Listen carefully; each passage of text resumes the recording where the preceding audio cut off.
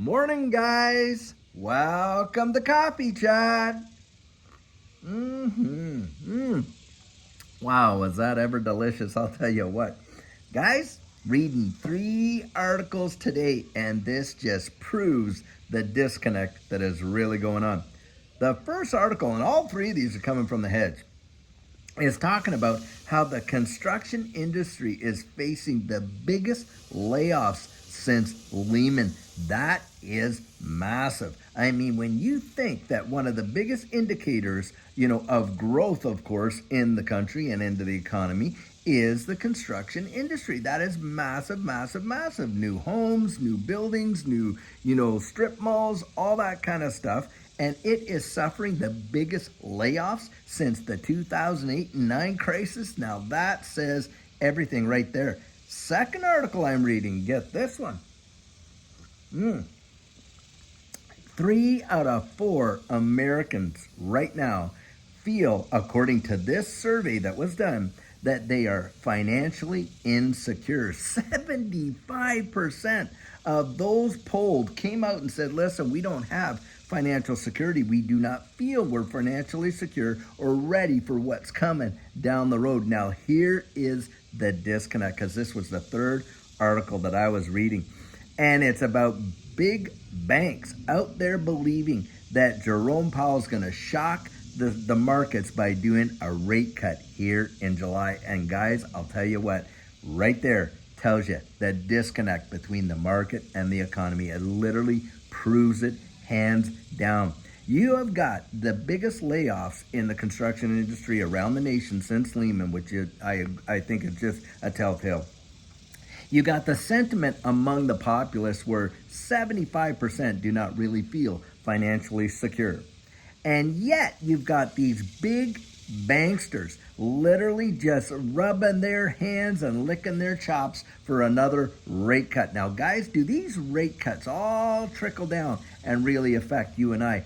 Most cases, they don't. Why? Because, of course, even if they did cut the rate, the purchasing power of our dollars are being absolutely decimated. And so we really don't feel any kind of relief there.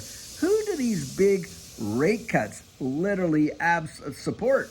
Who is it that they support? Well, they support the big banks, guys, and the deal is this. They're talking about easy money for these big banks to just go out there, and they want liquidity and an excuse for the reserve to print. You absolutely got it right there. And what do you think happens? Well, of course, you watch the market just ding, ding, ding, ding, ding like this and that kind of stuff. And what you're seeing right now is literally an illusion, because over 75% of the market is being supported by just only about maybe 10% of the companies out there. The rest of them are really actually just kind of like being pulled up as they go. It's kind of like, they've hitched their train to these guys' wagon, and that's how it's kind of happening. And guys, until we see a broad market change, I don't know if we're ever going to see, a big turnaround in the economy. But I'm trying to point out how they literally craft this narrative out there to say everything is A-okay.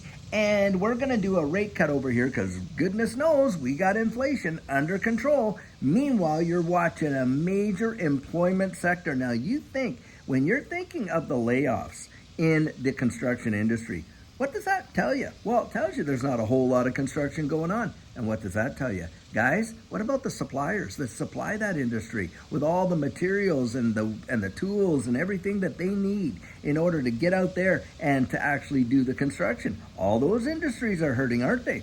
And how about all the layoffs? Well, all these jobs, they're gone. So are these guys out there buying all this equipment and, new clothes and steel-toed boots and everything else? I'm just throwing it out there that they would need to go out and do their jobs. No, they're not. And that's the point. This is where we see major spin-offs. When you hear, oh, well, thank goodness I'm not in the construction industry, that's got to be the most ridiculous way to think about that, because it affects us all down the road one way or another. And obviously, that's a big reason why 3 out of 4 American households are polling to say that they do not feel financially secure. Why? Because they believe their jobs could be gone at any moment. That's why. Their debt is out the yin yang. Their dollars don't buy what they used to buy. In fact, yesterday, didn't we report that it costs the average American household $1,039 more than it did just 2 years ago for the basic necessities, food, groceries, and power and stuff like that? And that's another $13,000 a year that you do not have to spend like you did before. How does that affect your ability to pay down debt? Obviously, it has an impact, doesn't it?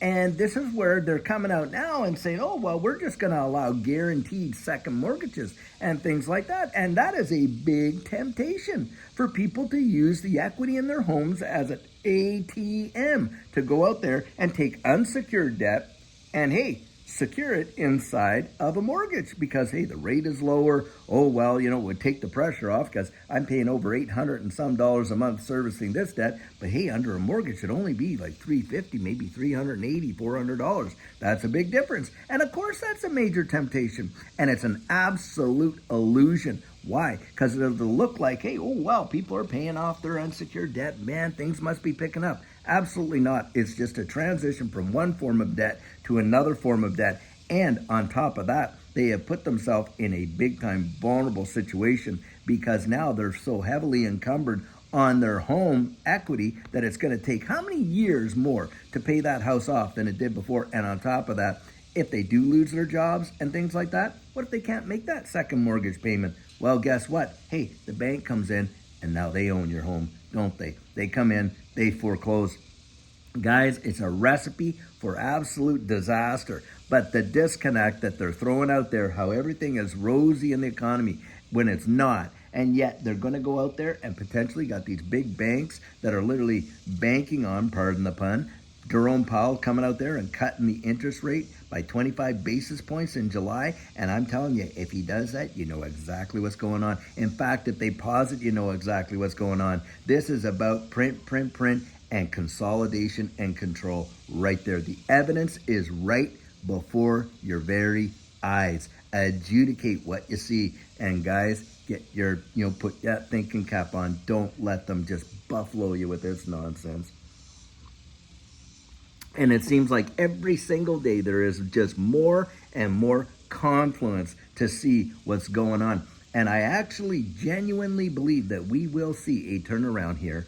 And before the end of this year, and certainly before this election selection cycle, and what I do believe is going to happen is you're going to watch them pump these markets like insane, and not just here in the U.S., but around the wide world. This is what central banks are going to do. They're going to do it in collaboration with one another, watch and see, or you can call it collusion, whatever you want to call it. They're going to do it together. And I'll tell you what, guys, this digital asset space, it is going to fly. Now, a lot of people say, wow, how could that possibly be with the economy being so weak and all this and that? Well, I'll tell you what, back in 2020, when we jumped into this space in March of 2020, the economy was right down there on the floor.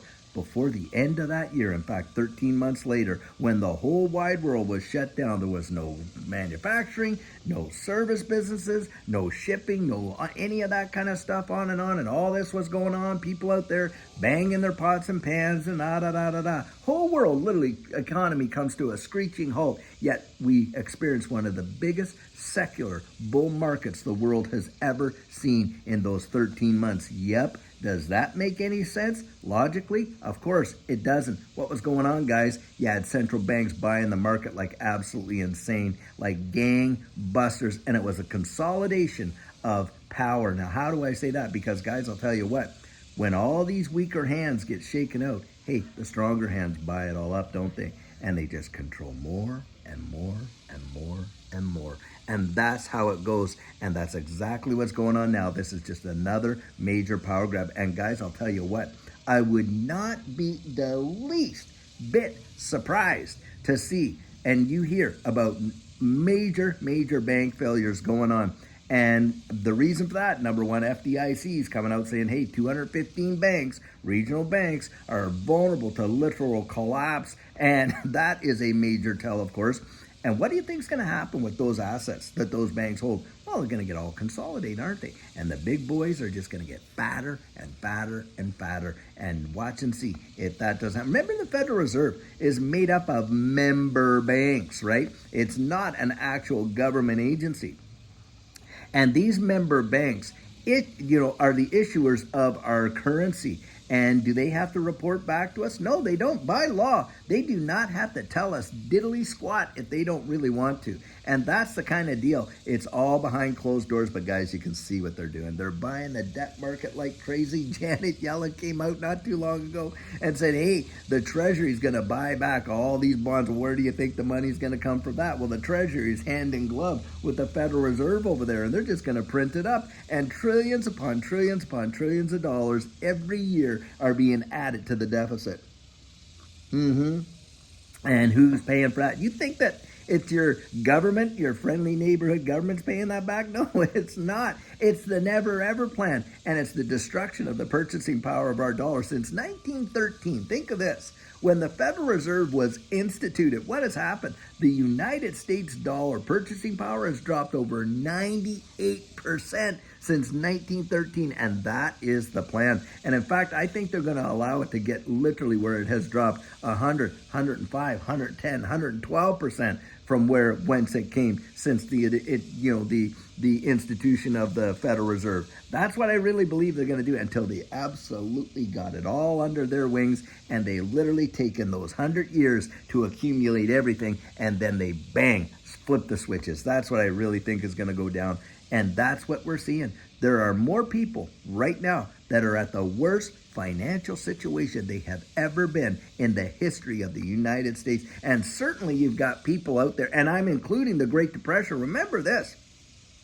There were more unemployed in the Great Depression. We really didn't see the levels of unemployment that were what we've been witnessing around the wide world. And on top of that, do you think the average person had the debt load that they have now that they did back in the Great? Not on your life. In fact, you got everybody, all credit card debt, defaults going through the roof, people owing money on their homes, and of course, second mortgages. And on top of that, their cars and all this and that. The average person did not hold that kind of debt in the Great Depression. In this next collapse, it is going to be so massive that it is going to bend people's minds, and most of the American population is certainly not ready for it. We had a class of people who were workers and doers and all that back then, and now they want to criticize, that generation that came up and did that, and of course the boomers that actually were doers as well want to criticize those. Oh, well, we left this mountain of debt for the Zoom. What a load of hooey. It was not us. It was not us. It was these absolutely sickening policies and politicians that have been in there for 10, 20, 30, 40 years. Since I was a teenager, some of these people are sitting in those offices making the same decisions, lining their pockets while literally turning over the American populace. That's who you really want to point the blame to, and all this kind of stuff. And you got to get these folks right out of office. It has been way too long, and we absolutely do need a reset, but not the one that they want for us. One that is absolutely going to put the government for the people and by the people in place so that they represent what's really beneficial for us, not for all these special interest groups and things like that. Guys, you're seeing something happen right before your very eyes that most people have not lived to see. The transition of one style of economy right into another one that is going to affect the wide world. Don't kid yourself. It is massive. Well, guys, I'll tell you what. So much happening in this space, and it seems like it's coming in weekly, daily, and hour by hour. Keep your ear to the ground and keep your thinking cap on, because it is going to be some heck of a ride. And until later on today, guys, we have a fabulous video for you. Have a great one and take care.